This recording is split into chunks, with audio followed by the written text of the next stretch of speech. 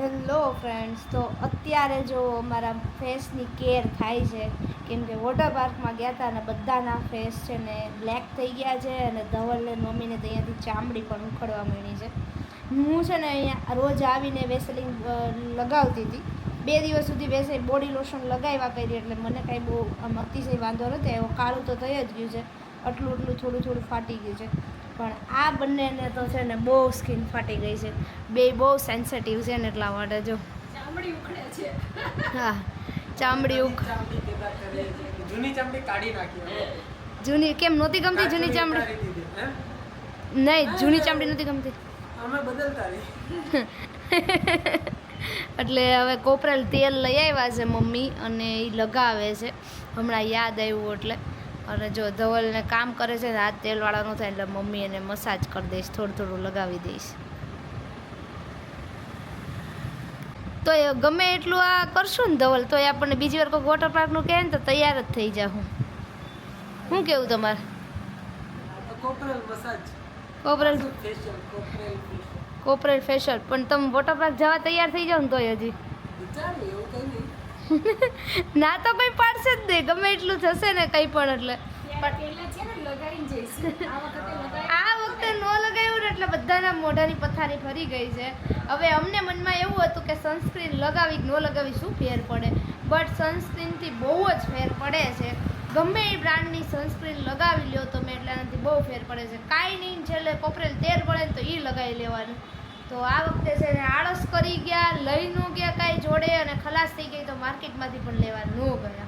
એટલે એના કારણે અત્યારે બધાના ફેસની પથારી ભરી ગઈ છે પૂરેપૂરી. ચામડી જોતી હોય તો પછી નહીં લગાવવાનું. તો નહીં લગાવવાનું. હા, તો કઈ નહીં લગાવવાનું. આપણે નવી ચામડી મફતમાં મળશે. એમાંય ઉનાળામાં તેલ લગાવવું પડે. બહુ ચીડ ચડે.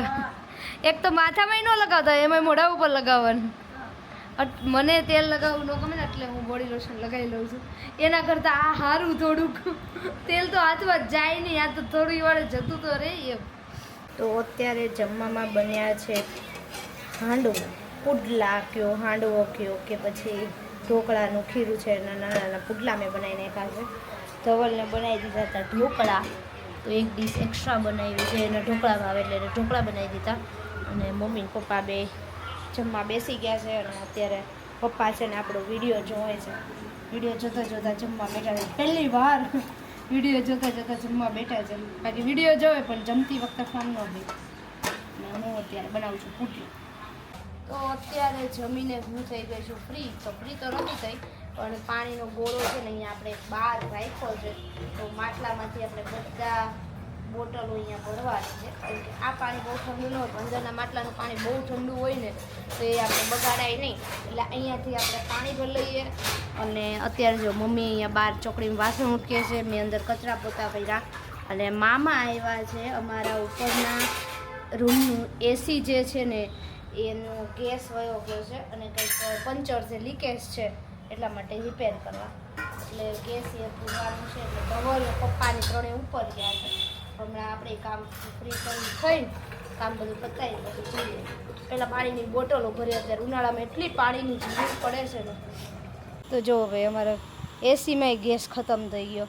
આ ગેસ ખતમ થવાની છે ને જે અત્યારે પ્રોબ્લેમ ચાલે છે ને વોરના કારણે, એ અમને એસીમાંય નડે છે. જો કેવો નાનો એવો બાટલો છે, આ નાના એવા બાટલાથી ગેસ ભરાય છે. અત્યારે રિપેર થઈ ગયું તમારે? ના, હજી તો ગેસ કાઢ્યો. ગેસ કાઢ્યો? હજી વેલ્ડિંગ કરશે પછી પાછો ભરશે. અચ્છા, ઓહો, કેટલા કામ છે. આપણને બહુ એવી ખબર ન પડે, પણ ગેસ ખતમ થઈ ગયો એટલી ખબર પડે. કુલિંગ ન થાય એટલે બધી ખબર પડવા મળે. હાલો સીડીએ પડીએ, પહેલાં કેમેરા મૂકી દઈએ. હાલો તમે પહેલાં. મામા આવે ને ગમે એ કામ હોય ને રિપેર થઈ જાય.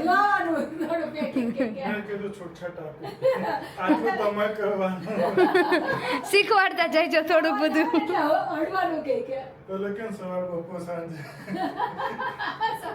ઓ પપ્પા શીખી લેજો એટલે આપણે કામ આવે.